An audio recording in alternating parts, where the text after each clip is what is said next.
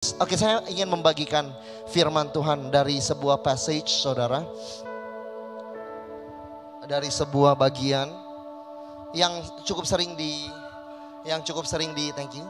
Uh, yang cukup sering digunakan, saudara. Saya rasa dari beberapa minggu ini saya memakai passage-passage atau perikop-perikop yang sering dikhotbahkan seperti perumpamaan anak yang hilang, seperti minggu lalu dari Roma 1, saudara. Dan hari ini saya ingin membagikan kembali tentang kekhawatiran, saudara. Tentang kekhawatiran dari sebuah perikop yang tentunya sangat terkenal dan setiap saudara sudah tahu. Dari Matius 6 ayat yang ke-24 sampai yang ke-34.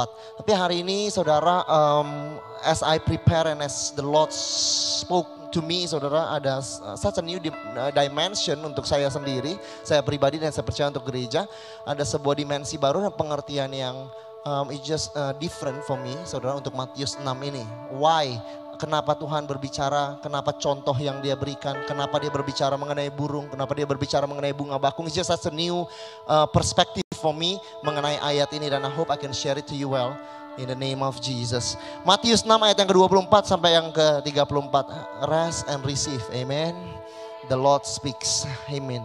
Tidak seorang pun dapat mengabdi kepada dua tuan. Tuhan berkata, karena jika demikian ia akan membenci yang seorang, mengasihi yang lain. Atau ia akan setia kepada yang seorang, tidak mengindahkan yang lain. Kamu tidak dapat mengabdi kepada Allah dan kepada Mammon. Karena itu aku berkata kepadamu, janganlah khawatir akan hidupmu, akan apa yang hendak kamu makan atau minum. Janganlah khawatir pula akan tubuhmu, akan apa yang hendak kamu pakai. Bukankah hidup itu lebih penting daripada makanan? Tubuh itu lebih penting daripada pakaian. Pandanglah burung-burung di langit, yang tidak mau nabur, tidak menuai, tidak mengumpulkan bekal di dalam lumbung, namun diberi makan oleh Bapamu yang ada di sorga. Bukankah kamu jauh melebihi daripada burung-burung itu?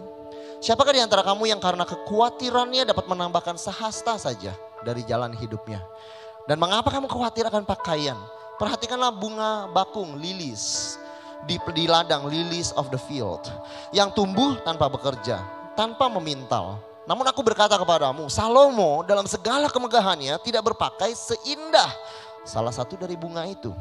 Jadi jika demikian Allah mendandani, oke, he's a fashion designer, dia mendandani, he fashion the grass of the field, saudara, yang mendandani rumput di ladang, hari ini ada, besok dibuang ke dalam api.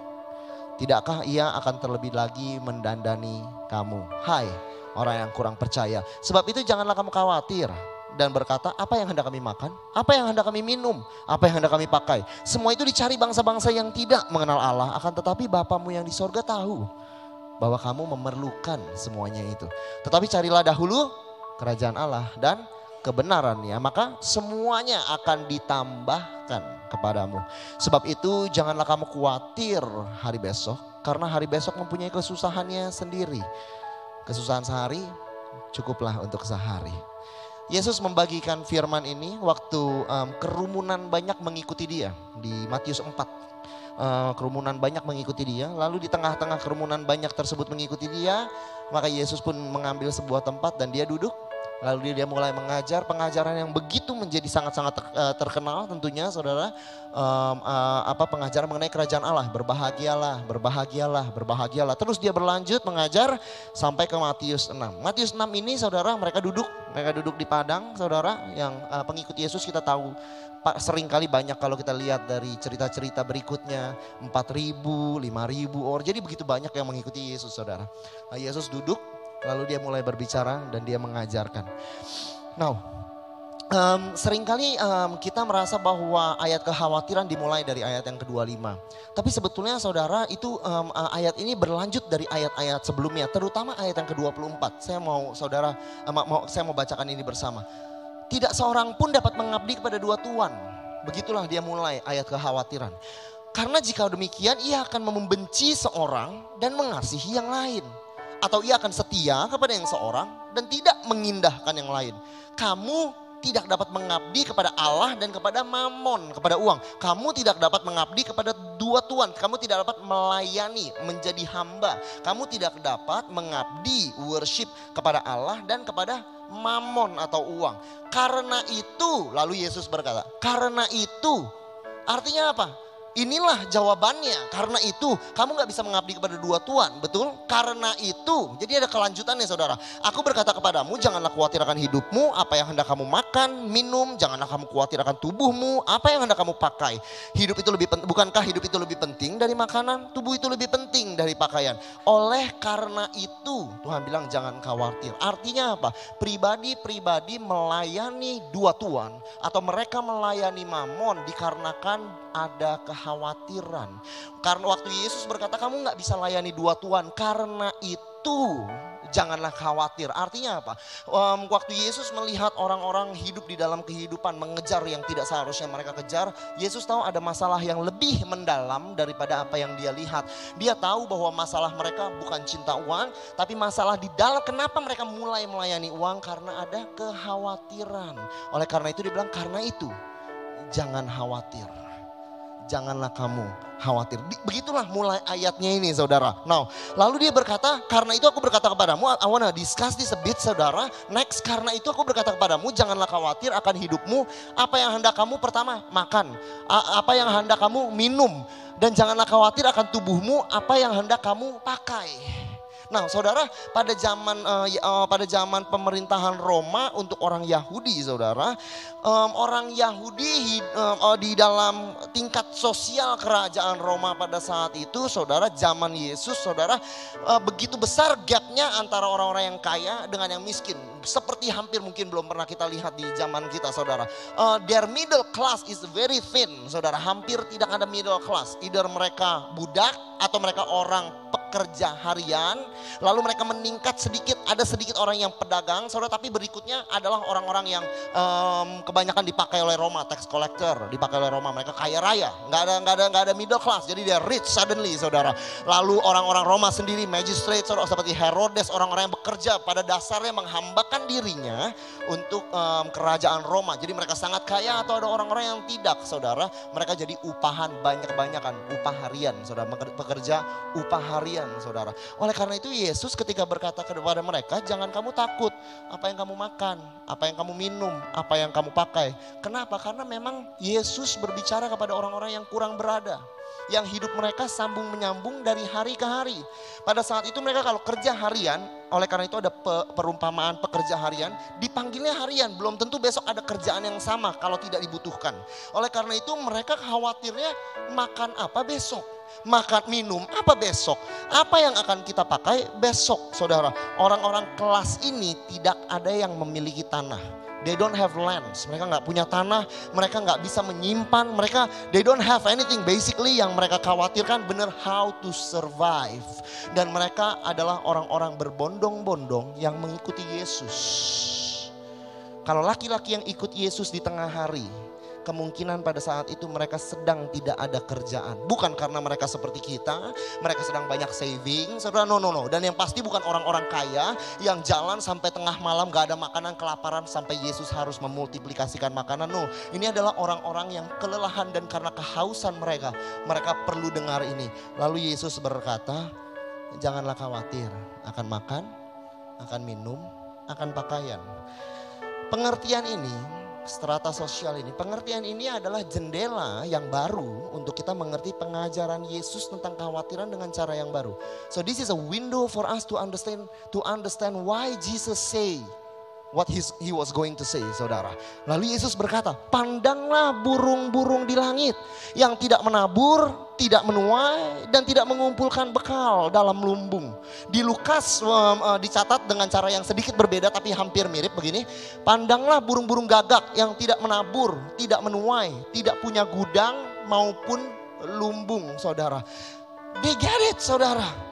Yesus dipimpin oleh Roh Kudus saudara, he was a master teacher.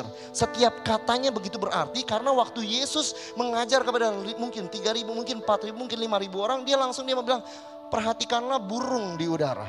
yang tidak menabur, yang tidak menuai, dan tidak mempunyai gudang. Kenapa? Orang-orang Israel, orang-orang yang mengikuti Yesus, langsung mereka bisa ngerti, saudara, bahwa mereka nggak punya tanah, mereka nggak tahu mau tanam di mana. Saat ini kalau mereka jadi upah harian, mereka tanam, mereka tanamannya itu, saudara, hasilnya nggak untuk mereka, itu untuk diberikan kepada tuannya. They have no land, saudara, mereka nggak punya tanah, mereka hanya ikut aja, saudara. Mereka kerjakan apa yang bisa mereka kerjakan hari itu. Jadi mereka nggak punya tanah, mereka nggak punya hasil tuayan, mereka nggak bisa kumpulkan bekal, mereka nggak ada gudang tempat penyimpanan, mereka nggak ada lumbung untuk menyimpan, saudara. Jadi waktu Yesus bilang, lihatlah burung di udara, persis itu yang mereka rasakan, saudara. Waktu Yesus bilang, jangan khawatir, burung itu tidak menabur, tidak menuai, tidak memiliki gudang, persis seperti yang mereka rasakan. Karena mereka bukan rasa seperti orang kaya yang mereka rasa, saudara. Mereka seperti burung di udara. Memang mereka nggak punya apa-apa, saudara. Mereka tidak punya tanah, saudara. Pada saat itu, saudara, ketika mereka miskin, nggak ada yang pedulikan. Tentara-tentara Roma taruh tax collector untuk apa? Untuk pelorot, untuk ambil dan ambil dan ambil dan ambil dan ambil, saudara. Hanya itu kepentingan mereka. Ada orang-orang Israel yang ditempatkan, saudara. Untuk apa? Bukan untuk memperhatikan. Seperti sekarang, saudara, pemerintah menjaga. No, nggak ada penjagaan. Ini untuk mengambil untung daripada tanah-tanah jadihan. Jadi mereka, saudara, mereka nggak ada yang pelihara, nggak ada pemimpin yang pelihara. Oh, tapi Yesus nggak bilang kamu seperti lion, karena lion punya kekuatan, binatang buas punya kekuatan. Yesus pada saat dengan cerita ini dia nggak bilang kamu seperti domba atau seperti lembu. Kenapa? Karena mereka ada yang pelihara. Tapi kamu seperti burung, karena justru itu yang mereka rasakan. Mereka nggak kuat untuk paksa ambil makanan. Mereka juga nggak ada yang jaga dan mau pelihara mereka. Jadi mereka benar-benar rasa mereka nggak kuat, nggak ada gembala. Persis seperti burung di udara. Lalu Yesus bilang, tapi Bapamu yang di surga kasih makan burung di udara. Burung di udara nggak ada gembalanya. Burung di udara nggak kuat untuk paksakan ambil makanan. Tapi burung di udara ada yang jaga juga. Dan Tuhan mau bilang, kalau kamu berasa kamu bukan seperti binatang buas yang punya kekuatan untuk ambil. Kalau kamu rasa bahwa kamu bukan seorang yang ada tangan yang kamu bisa lihat kasih kamu sesuatu. Hari ini kamu bisa tahu bahwa ada tangan yang lain yang mau kasih makan, yang tidak dilihat oleh mata manusia. Boleh kita beri kemuliaan kepada Bapa. Yesus sering pakai perumpamaan burung, saudara, ketika dia berbicara mengenai kekhawatiran. I start to know why. Saudara perhatikan di Matius 10 ada sesuatu yang Yesus ulang, saudara. Burung pipit dijual 2 ekor seduit, 1 copper coin, artinya sangat-sangat murah gitu ya. Namun seekor pun daripadanya tidak akan jatuh ke bumi di luar kehendak Bapamu. Kenapa, saudara? Karena orang Israel pada saat itu persis mereka rasa seperti itu. Bahwa mereka tuh tidak ada harganya. Mereka nggak ada harganya, mereka murah, saudara. Mereka tuh sesuatu yang bisa dibuang begitu. Mereka bukan sesuatu yang bernilai dan mau diperhatikan. No, they are not important. They are cheap. Hidup mereka tuh murah. Pada saat itu life expectancy mereka adalah umur 40, saudara. Artinya banyak kan orang hidup pada zaman Yesus, saudara, sampai umur 40.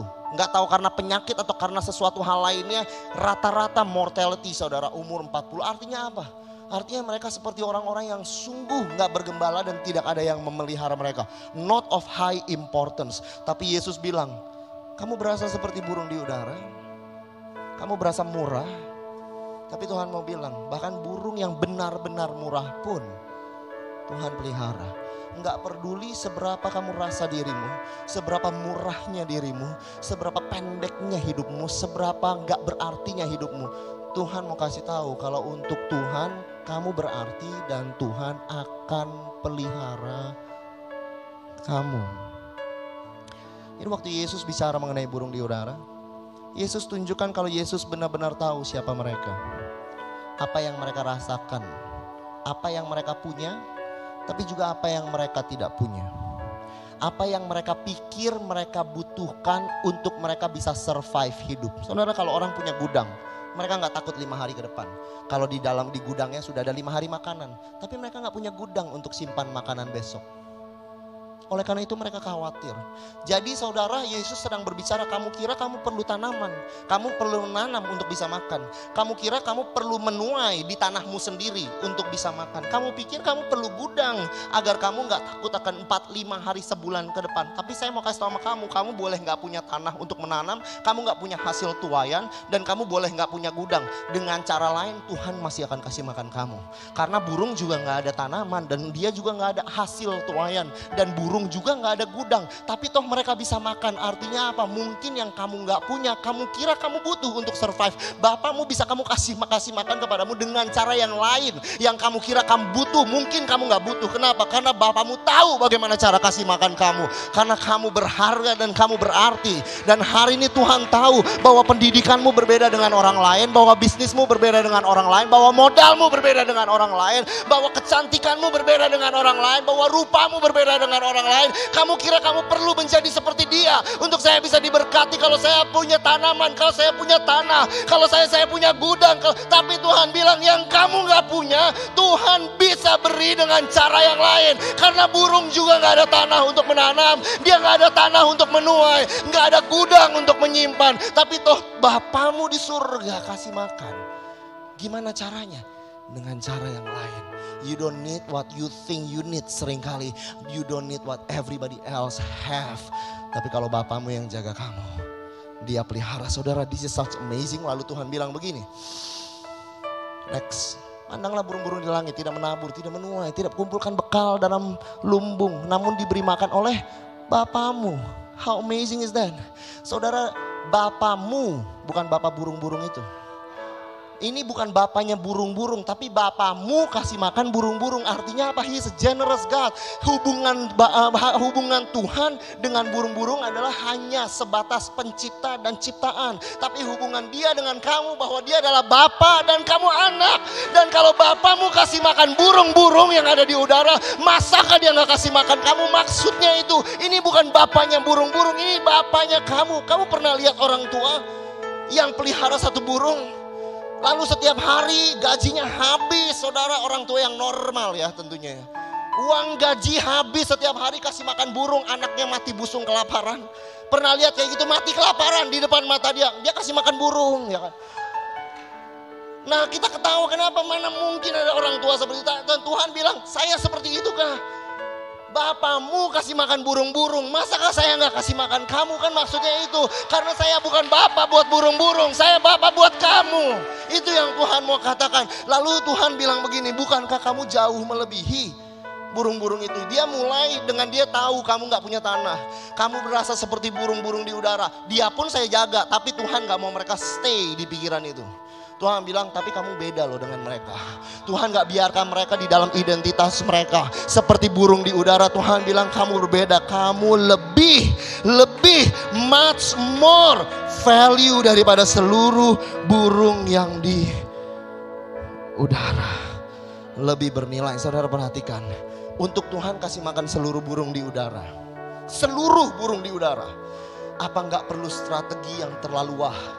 Seluruh burung di udara, gak ada satupun yang jatuh tanpa dia tahu. Apa gak perlu sebuah hikmat yang terlalu besar untuk kita bisa mengerti? Apakah Tuhan gak perlu mengerahkan segala macam kekuatan agar jangan sampai ada satu yang gak dapat makan tepat pada waktu? Apakah Tuhan gak harus lakukan itu? Lalu dia bilang, tapi kamu lebih bernilai dari seluruh burung di udara. Artinya apa? Semua wisdom, semua power, semua kekuatan, semua strategi yang dia curahkan ke burung, saudara, masakah dia gak curahkan untuk kamu? Karena kamu nilainya lebih mahal, pemikiran Tuhan lebih dalam, apa yang dia lakukan pasti lebih dalam dari bagaimana dia menjaga seluruh burung yang ada di udara. Karena kamu jauh lebih bernilai. Boleh kita beri kemuliaan kepada Tuhan.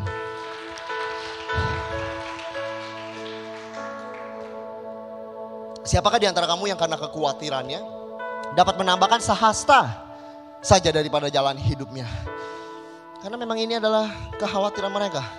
A very low life expectancy zaman itu. Jadi bayangin orang-orang yang kalau bisa ikutan jalan kaki ikut Yesus, rata-rata udah di atas umur 30 mungkin. Dan anak-anaknya mungkin. Artinya kehidupan mereka memang sangat on the line, saudara. Karena rata-rata seperti kita umur 70, rata-rata orang meninggal 75 gitu kira-kira. Ya kita pasti mereka sudah mulai memperhatikan hidup mereka. Dan Yesus tahu, tapi Yesus langsung berkata lagi, mengapakah kamu khawatir akan pakaian? Perhatikanlah bunga bakung di ladang. Ini mereka lagi duduk di ladang, saudara, Tuhan langsung, He is a master teacher. He get from the Holy Spirit, He flow in the Holy Spirit. Lalu dia tunjukkan bunga bakung di ladang. Kamu lihat, lilies of the field, yang tumbuh tanpa bekerja, tanpa memintal. Namun aku berkata kepadamu, Salomo dalam segala kemegahannya tidak berpakai lebih indah, seindah salah satu daripada bunga itu. Kenapa lilies of the field dibandingkan dengan Salomo? Bahwa Tuhan memberikan pakaian lilis. Kenapa Tuhan gak bilang seperti saya memberikan pakaian kepada Salomo, saya akan berikan makanan kepada kamu? Kenapa? Karena Salomo hidup di dalam zaman titik tertinggi bangsa Israel. Tapi mereka hidup di dalam zaman rendah bangsa Israel. Mereka they cannot understand, they cannot relate. Tuhan beri pakaian kepada Salomo, of course. Negara Israel kaya pada saat itu. Tapi yang mereka rasa bukan mereka seperti Salomo. Mereka lebih merasa seperti bunga bakung di ladang. Yang liar, gak ada yang jaga. Tapi Tuhan bilang, kamu lihat deh. Bukan cuma Salomo saya kasih pakaian ya. Kamu lihat bunga bakung di ladang. Dia bilang kayak gini. Jika demikian Allah mendandani rumput di ladang. Hari ini ada, besok dibuang ke dalam api. Tidakkah ia akan terlebih lagi mendandani kamu? Hai orang kurang percaya. Jadi bunga bakung itu digunakan pada saat itu, dikumpulkan untuk dibakar. Kadang dijadikan apa aja, untuk membakar, untuk memberi kehangatan dan lain-lain, saudara. Orang Israel waktu dibilang seperti bunga bakung, sama persis keadaan mereka. Orang-orang yang di dalam kelas rendah, mereka digunakan untuk memperkaya yang lain, saudara. Gak ada yang memperhatikan kekayaan mereka, equality of pay, gak ada, no, there's no such thing. You work for me, oleh karena itu mereka kesehatannya rendah, dan oleh karena itu their mortality rendah. Kenapa? Karena mereka cuma buat untuk dipakai, dibuang. Untuk kepentingan orang lain. Yang hari ini dipakai, besok dibakar, saudara. Kepentingan mereka tidak dijaga, kepentingan orang lain. Itu yang mereka rasakan, saudara. Mereka merasa, they know, they feel like one of the lilies, saudara. Seperti bunga bakung di ladang. Lalu Yesus bilang, tapi toh bunga bakung di ladang Tuhan pelihara dan Tuhan dandani. Artinya begini, walaupun kamu rasa kamu seperti itu, gampang dibuang, gampang dihempaskan, tidak penting untuk bangsa ini, untuk kehidupan ini kamu gak penting. Seperti itu pun Tuhan dandani.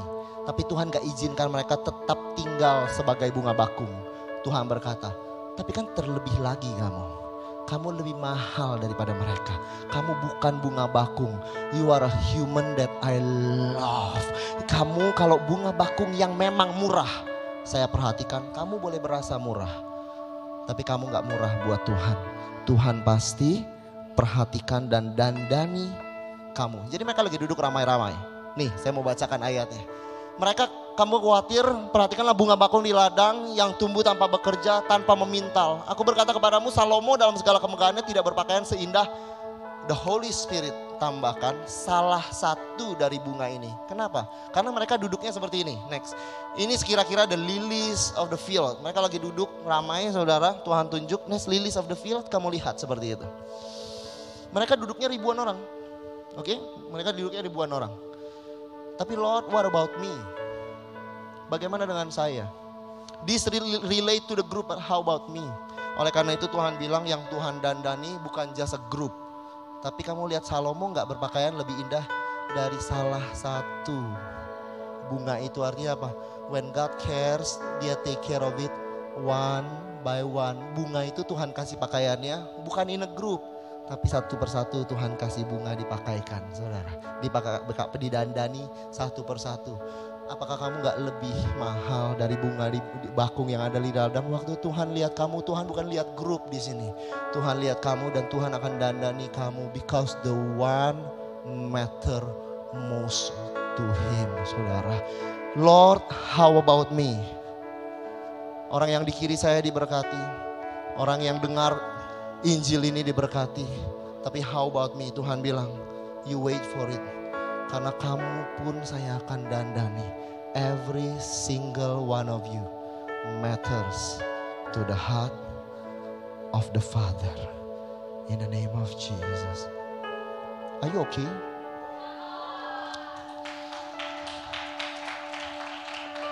Di tengah keramaian, God sees you and God cares for the one. This is the genius of the teacher. Pandanglah burung-burung di langit. Perhatikanlah bunga bakung di ladang. Bukan the birds yang dijaga orang. Bukan bunga yang dipelihara orang. Karena bukan itu yang mereka rasa. Ada orang yang pelihara mereka, ada yang jaga mereka sebagai yang dipelihara oleh orang. No, mereka merasanya tepat seperti ini. Birds yang gak ada tuannya. Bunga yang gak ada yang menjaga. Bagaimana tumbuhnya. Gak ada yang pelihara mereka. Bukan berarti Bapa di surga gak pelihara mereka. Saya mau beritahu kepada saudara, maksud Tuhan adalah betul. Ada orang yang makan dari tangan orang. Tapi ultimately, you don't eat from the hands of human. You eat from the hands of your Daddy God. Dia yang akan kasih makan kamu. Tuhan, I don't have a shepherd. Tuhan, nggak ada Tuhan. Saya tuh, mereka berkata begini, I know what you feel in the wild. No shepherd that feeds you. Pada saat itu, they feel like they were striving alone. They have no land like a bird. Tuhan mau bilang, saya tahu yang kamu tidak punya. I know who you are.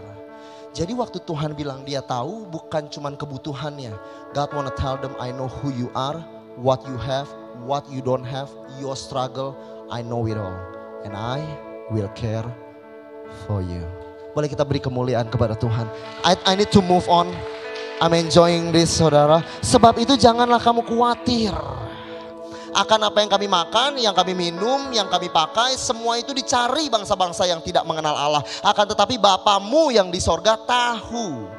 Waktu mereka dengar ini, saudara, mereka benar-benar tahu kalau Bapa itu tahu. Karena contoh-contoh yang Tuhan pakai membuat mereka mengerti bahwa the Father really knows what you have. The Father really knows what you feel. The Father really knows your situation. The Father really know your condition. The Father really know your thoughts. Dia tahu persis kebutuhan, keadaan, kekurangan yang kamu tidak punya. Dan Tuhan bilang, maksud Tuhan adalah the things that are on your mind are in my mind too. Juga ada di pikiran saya.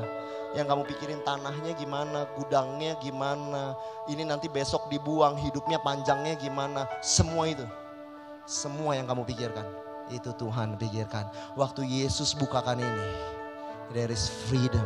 Karena mereka tahu, Yesus tahu. Mereka tahu, Bapa tahu. Bahwa bukan cuman adalah pengajaran yang indah, tapi Bapa tahu persis keadaan mereka. And God is going to come to your condition. I do not know your struggle, church. Tapi Bapamu di surga, Dia tahu persis your struggle. Orang lain, yes, but you. Salah satu demi salah satu kamu, Tuhan mengerti. In the name of Jesus. Tetapi carilah dahulu kerajaan Allah dan kebenarannya. Saya udah mau tutup, I think in 7 minutes. Tapi carilah dahulu kerajaan Allah dan kebenarannya, maka semuanya akan ditambahkan kepadamu. Seek first His kingdom and His righteousness, and all these things will be added to you. Artinya apa? Artinya oleh karena itu kejar kerajaan Allah. Artinya kalau itu kita hidup yang benar. Artinya oleh karena itu kita hidup dengan moral, percaya dan nilai-nilai Tuhan. Maka kamu diberkati. Itu kan yang kita tangkap seringkali. Tapi saya mau kasih tahu, our righteousness atau His righteousness. His righteousness. Saya mau bahas, berikan saya semenit apa yang kita bahas minggu lalu. Next minggu lalu Paulus berkata, I want to be found in Him, not having a righteousness of my own. Bukan my righteousness. I don't want my own righteousness derived from the law, yang tergantung dari hukum Taurat. Artinya apa? Nilai-nilai hidup, nilai-nilai moral. Itu kan hukum Taurat. Nilai moral paling tinggi bukan diajarkan manusia. Nilai moral paling tinggi diajarkan Tuhan. Perhatikanlah hari Sabat. Gak ada nilai moral seperti itu, saudara, di society. Tapi kalau Tuhan bilang itu adalah nilai moral. Jadi the law is the highest moral standard. Kamu kira hari Sabat gak penting, kalau Tuhan bilang penting, itu moral saudara, itu penting. Ngerti ya? Oleh karena itu kadang-kadang kita turunkan nilai moral seperti yang kita bisa mengerti. Tapi hukum Taurat adalah nilai moral tertinggi yang kamu ngerti atau gak ngerti. Kalau Tuhan bilang itulah moral buat Tuhan. Jadi pada saat itu tapi Paulus berkata, saya gak mau punya kebenaran of my own, kebenaran saya sendiri derived from the law, but that which is through faith in Christ, the righteousness which come from God. Ini His righteousness, benar dong? Righteousness which come from God on the basis of faith, saudara. Next, jadi ada dua jenis kebenaran. Righteousness of my own derived from moral standard, nilai-nilai kehidupan, the law, the highest nilai-nilai kehidupan, atau the righteousness which comes from God.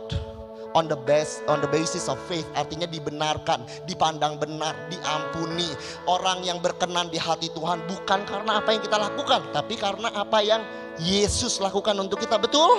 Now, balik lagi ke ayat yang tadi, next saudara. Seek first His kingdom and His righteousness, not my own righteousness. Oleh karena itu seringkali kita dengar ayat ini, oleh karena itu kamu kejar kerajaan Allah. Oleh karena itu kamu perhatikan nilai-nilai yang Tuhan ajarkan. Kamu perhatikan, it's all good saudara, tapi this is not the verse. Ayat ini berbicara bukan cari your righteousness derived from the law, tapi di sini cari His righteousness. Artinya apa? On the basis of faith. Karena kamu percaya, kamu diampuni, kamu dibenarkan, kamu berkenan. Tidak ada lagi kutuk untuk kehidupanmu. Bahwa kamu diberkati bukan karena apa yang kau lakukan, tapi apa yang Tuhan lakukan untuk kamu. Bahwa kita tidak perlu bermegah akan kasih kita untuk Tuhan. Kita bisa bermegah akan kasih Tuhan di kayu salib untuk kita. Itu artinya His righteousness saudara. Waktu kamu cari dan kamu dengan iman percaya semua itu saudara, all these things, semuanya ini akan ditambahkan kepadamu saudara.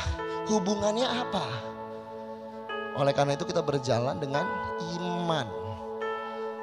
Bahwa firman Tuhan bukan bilang kamu cari nilai-nilai dari hukum Taurat, tapi Tuhan bilang kamu cari my righteousness yang aku berikan melalui iman. Maka akan ditambahkan, semuanya ditambahkan. Tapi indah banget, Yesus tadi bilang semua bangsa-bangsa mengejar hal ini. Tapi kalau kamu cari kebenaran dari Dia yang melalui iman, hal-hal ini akan ditambahkan kepadamu. Bukan kamu yang kejar hal-hal ini. Hal-hal ini kejar kamu saudara. By the way, it is not intinya. It is an addition. Hanyalah additional. Intinya adalah His righteousness. Aku berkenan di hadapan Tuhan. Aku benar di hadapan Tuhan. Aku diampuni oleh Tuhan. God is no longer angry at me. Itu adalah intinya. Seek first intinya. Semua yang lain ini hanya tambahan saudara. But you need tambahannya, God will give you in the name of Jesus. Haleluya. Thank you Jesus. The gospel. Tapi kamu lihat kan hubungannya, cari kebenaran Tuhan dengan iman, diberkati dalam makan, minum dan hal-hal ini. Artinya the gospel for eternal life will make you blessed in your everyday life saudara. The message of the cross bukan hanya akan memberkati kehidupan kekalmu, tapi akan memberkati makananmu, minumanmu, dan all these things yang orang-orang cari saudara. Di dalam nama Yesus. Boleh kita beri kemuliaan kepada Tuhan. Saya mau minta worship team untuk maju as I close saudara. Let me summarize. Tadi jadi Yesus mulainya gini, oke? Jadi ayatnya mulainya sebetulnya jauh di atas. Harta yang di bumi bisa dimakan oleh moth, rayap dan lain-lain. Itu sebetulnya mulai seperti itu. Lalu Yesus sampai ke ayat ke-24. Jadi masalahnya ini yang Yesus lagi ceritakan sama mereka, masalahnya ini. Kamu tidak dapat worship, serve, mengabdi kepada Allah dan kepada Mammon. Karena orang-orang yang lagi ikutin dia semuanya lagi pusing makanan. Mereka kelelahan saudara. Mereka kelelahan dan mereka capek. Kenapa? Mereka capek cari makan. Mereka jadi hambanya uang saudara. Mereka jadi hamba hari demi hari kekhawatiran mereka. Kamu tidak dapat mengabdi Allah dan kepada Mammon. Jawabannya apa? khotbahin jangan cinta uang. Nggak bisa, karena bukan itu jawabannya. Mereka nggak mampu nggak cinta uang, karena mereka nggak tahu besok makan apa. Mereka nggak punya tanah, mereka nggak punya gudang. Oleh karena itu jawabannya kata Tuhan, karena itu aku berkata kepadamu, jangan khawatir akan hidupmu. Tuhan tahu kamu takut akan hari esok, bukan karena kamu mau, tapi karena kamu khawatir akan hari esok. Tuhan Yesus bilang jangan khawatir akan hidupmu. Tapi jawabannya jangan khawatir apa? Akan tetapi, ini kan intinya, Bapamu yang di sorga tahu bahwa kamu memerlukan semuanya itu. Jawaban kekhawatiranmu adalah mengerti betapa dalamnya nilai hidup saudara di hadapan Bapa, di dalam hati Bapa. Saudara lihat, Yesus mulai, kamu tidak dapat melayani Allah dan uang. Oke? Tapi dia tutup dengan Bapamu di surga yang akan memelihara kamu. Artinya apa? If you know sonship, you will serve right. Because deeper sonship always lead to stronger servanthood, saudara. Mereka melayani uang karena mereka khawatir. Mereka khawatir karena mereka nggak tahu nilai hidup mereka. Tapi kalau saja mereka tahu nilai hidup mereka sebagai anak, mereka nggak akan khawatir. Dan kalau mereka nggak khawatir, ngapain layani uang, saudara? Mereka akan layani Bapa mereka, saudara. So deeper sonship, greater servanthood, saudara. I wanna tell you church, hari ini saya nggak tahu apa yang saudara rasakan dan alami. Maybe saudara merasa bahwa kamu nggak punya yang orang lain punya. Kamu nggak punya tanah yang orang lain punya, bisnis yang orang lain punya, kecantikan yang orang lain punya, rupa yang orang lain punya. Kamu nggak punya yang orang lain punya, modal yang orang lain punya. Tapi Tuhan bilang, aku nggak perlu tanah, nggak perlu tanaman, nggak perlu harvest, dan aku nggak perlu gudang. Kalau saya mau kasih kamu makan, aku akan beri kamu makan dengan cara yang aku bisa lakukan. Dan kamu perlu tahu hari ini bahwa itu dia bukan Bapa buat burung, dia Bapa buat kamu. Kamu pernah lihat seorang wanita yang memelihara bunga, saudara? Setiap hari dia habiskan pupuk, dia habiskan air, saudara, agar bunganya, saudara, bisa bertumbuh di rumah. Tapi anaknya mati kelaparan. Kamu gak pernah lihat seperti itu kan? Tapi Tuhan bilang, kalau Tuhan jaga bunga seperti itu, masakah Tuhan gak jaga kamu? God loves you so much. God loves you so much. Bolehkah kita renungkan ayat ini sesaat?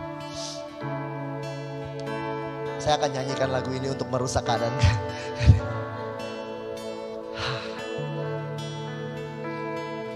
Rest your soul. The Father wanna touch you sebentar. Karena saudara datang dengan kekhawatiran yang berbeda-beda. Some of you just think bahwa you don't have what it takes. Some of you thinks bahwa everybody else is blessed but not you. Some of you just think bahwa you are not good enough. Bongkah harus be better untuk diberkati. Some of you come, bahwa kamu rasa kamu lelah dan kamu capek dan kamu gak tahu jalan keluar. You do not know how. You feel not valued, not important maybe. You feel about your future and you do not know how you're gonna make it. In your relationship, in your marriage, for your children, you do not know. You have worries upon worries. Tapi hari ini God comes to you dan Tuhan bilang, kalau saya jaga ciptaan saya, I am your father and I will take care of you. Hari ini I want you to know, church, the Father will tell you how valuable you are. Betapa berharganya saudara di dalam kehidupan dia. Bahwa apa yang saudara kira saudara perlu, dia bisa berikan lebih di dalam nama Yesus. Hari ini dan He is coming to you, saudara. Bahwa bukan kamu yang perhatikan dia, tapi dia yang perhatikan kamu. Adalah tanggung jawab seorang ayah memperhatikan anaknya. Saya tahu kamu sering ingin melayani Tuhan. That is good. Tapi sebelum kamu melayani, izinkan kamu dipelihara, dikasihi, dipeluk, dikejar oleh Bapamu. Agar ketika kamu melayani, bukan karena kamu harus mengumpulkan nilai-nilai moral, tapi karena kamu tahu Bapamu pelihara kamu lebih dari yang bisa kamu bayangkan. Itu saya siapkan ini. I think this is the point that touches me and I feel God wanna say to you most. I never seen it like this. Waktu Tuhan bilang, kamu lihat burung di udara, gak menabur, gak menuai, gak punya gudang, gak punya lumbung. Karena Yesus tahu benar keadaan orang-orang yang dia layani. Bahwa kekhawatiran mereka, hari esok kenapa? Mana ada orang takut besok gak makan? Tapi Tuhan tahu mereka takut karena mereka nggak punya tanah, nggak punya gudang. Di mana kepastian hidup mereka? Hari ini Tuhan mau bicara sama kamu bahwa ketika Tuhan layani kamu, Tuhan tahu persis yang kamu rasa kurang, yang kamu rasa takut, yang kamu rasa nggak punya, yang kamu rasa kenapa Tuhan nggak bicara? Tuhan bisa kasih baju Salomo, pasti bisa kasih baju kamu. Valid, betul. Tapi Tuhan tahu mereka nggak rasa seperti Salomo. Mereka lagi berasa seperti bunga bakung di ladang. Tuhan tahu persis yang kamu rasakan, yang kamu pikirkan, yang bagaimana kamu pandang hidupmu dan nilai hidup. Tuhan ngerti semua. Dan Tuhan bilang, untuk kamu, saya akan berikan jawaban yang spesifik. Karena kamu penting buat Bapa. Jadi hari ini keadaanmu boleh 1000 keadaan yang berbeda-beda. Dan saya nggak akan pernah bisa mengerti. Tapi yang saya mau beritahu kepada saudara, Bapamu di surga, bukan saya. Bapamu di surga, Dia ngerti keadaan, kekurangan, kebutuhan, ketidakmampuan. Dia ngerti semuanya. Dan Dia bilang, tetap Dia Bapa yang akan pelihara kamu. Di tengah semua ketidakadaan itu, semua akan Dia tetap pelihara di dalam nama Yesus.